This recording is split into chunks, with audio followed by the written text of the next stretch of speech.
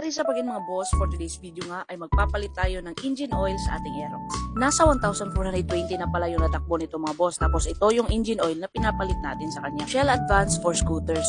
So gagamit lang po tayo ng 12mm mga boss para matanggal natin yung engine plug niya. Kapag medyo maluwag na siya mga boss, kamayin nyo na lang. Hoy!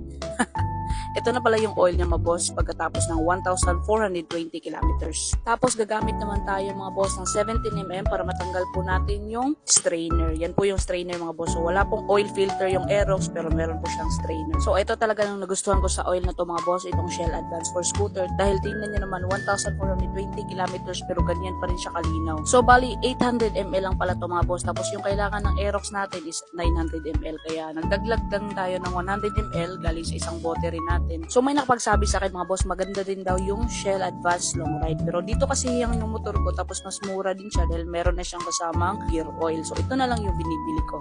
Tapos isabay na natin yung gear oil na pag-change. Ayun mga boss, malinaw pa rin siya. So every 3,000 kilometers papalit po ako ng gear oil. Ito po siya, 120ml po yung kasama niyan. Tapos kinunan ko lang siya ng 20ml dahil 100ml lang yung sa scooter natin. So ayun lang mga boss, sana may natutunan kayo dito sa video natin. Yung mga ginamit kong products dito mga boss, ilalagay ko na lang sa ating basket. At kung may ibang tanong pa kayo, just comment down below and don't forget to like and follow Blaze Gears and Accessories. Thank you so much mga bossing. Ride safe. Bye-bye!